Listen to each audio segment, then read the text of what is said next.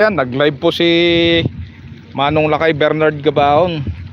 Kasi alam nyo ba na napapanood natin dito ngayon sa lahat ng mga vlog na naman, ano po,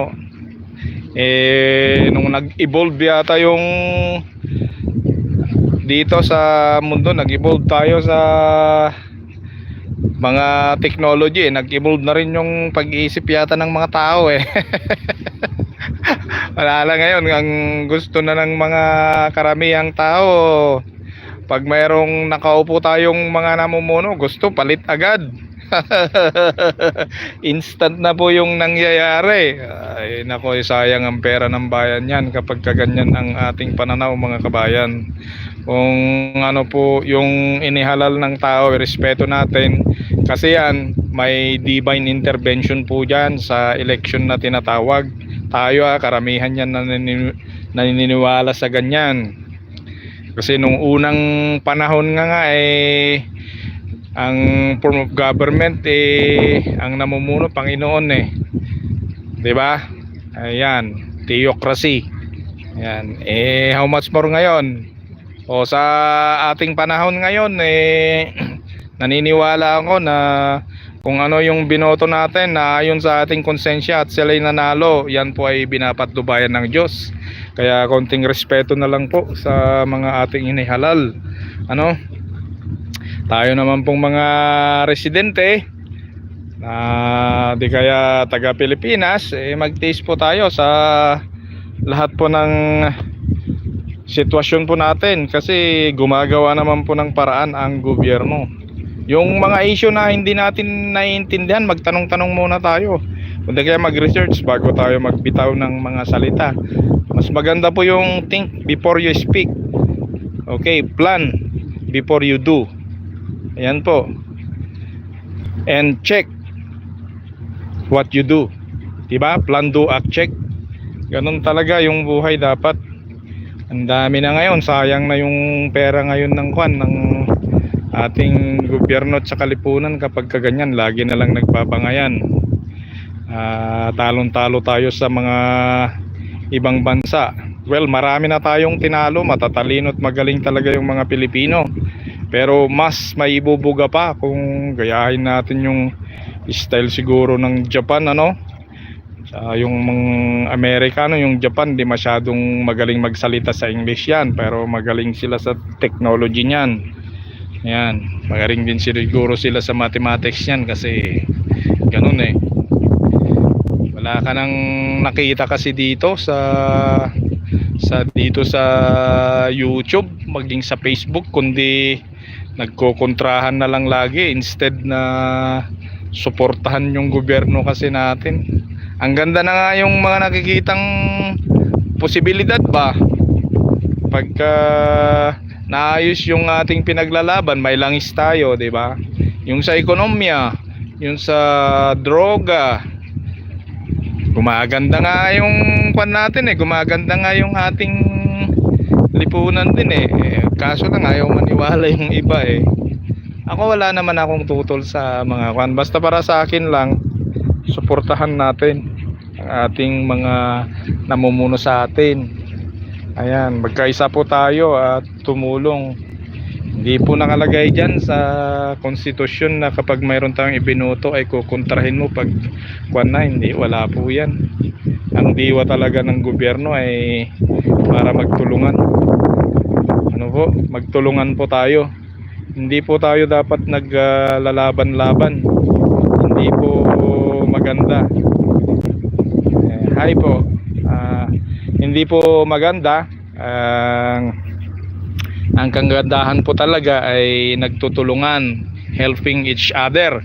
Yan po yung kailangan sa ating buhay. Hi to all who are watching. May I cut this one, shout out to all of you. Yeah, I am talking about regarding supporting each other from our leaders because this is very important. Yan. Kailangan nagtutulungan lagi. Meron man yung mga sometimes na hindi pumapabor Pero huwag nang dalhin sa mga ganyan na status na gagastos pa tayo ng pera, gagastos pa tayo ng limpak-limpak na salapi at sasayahin pa yung oras para may paglaban yung gusto. Ang daming nawala nun. Nawalan tayo ng pera, nawalan pa tayo ng oras na dapat mag-focus, di ba? So, ganun po talaga yon. Sa ayaw at sa gusto po natin, yun po yung dapat nating gawin. Wala pong maitutulong yung bangayan ng bangayan. Ewan ko kasi kung bakit ang daming meron nang nakaupo, gusto rin mayroong iupo. Hindi ko lang din malaman kung ano yung kung ano yung agenda sa mga ganun ba. Ako po'y isang taga North, pero hindi dahil taga North ako ay mayroon po akong tinatangi. Hindi, isa po akong Pilipinong totoo. Ayan, sayang naman po yung pinaglaban ng ating mga bayani nung unang panahon pa kung hindi tayo manindigang ganun.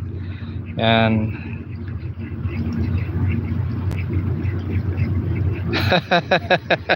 Mashallah. Yes po, wala po kasi akong itinatangi. Mahal ko po lahat. Sometimes ako may tapang din ako sa puso ko, pero ilang oras yan kasi pinagbibilin kasi na bago pa magtakip silim, pinatawad mo na yung tao. At bumangon ka na ulit, bagumin mo at kalimutan mo na yon. Ganun ako. So dapat ganun tayo. Wag po tayong nag-aaway-away, magtulungan po tayo. So kahit sa anumang sitwasyon, maging sa lowest na situation natin, saging sa lowest na situation natin, ugaliin pa rin natin syempre manalangin, magdisiplina, mag-isip bago tayo magbitaw ng desisyon sa buhay. Kasi ganun yun eh. Kasi kapag galit tayo, hindi maganda yung maibibigay natin na desisyon na baka maapektuhan yung pagkakaroon natin ng demokrasya. Kaya nga tinawag tayo na demokrasya eh. So pahalagahan natin una sa lahat syempre yung ating pananampalataya sa taas. So hanggang dito na lamang sa lahat po ng aking mga safety practitioner, kasi may 4 akong grupong sinasalihan din. Shout out sa inyong lahat. Sa 4 na ito nakita ko lahat yung kanilang pagmamalasakit, yung kanilang vision and mission sa kanilang grupo. Although na wala man ako sa kanila, pero parehas minsan humuhugot ako sa mga vision din nila. Kaya sa grupo ko rin papatupad ko. Inspirasyon ko kayong lahat, kaya magpatuloy lang kayo. Kami din dito sa grupo, magpatuloy din kami. Basta kung hindi nyo man may personal na iba yung kahit panalangin na lang, ganun na lang. Maraming salamat po sa panonood at God bless everyone. Hanggang dito na lamang po.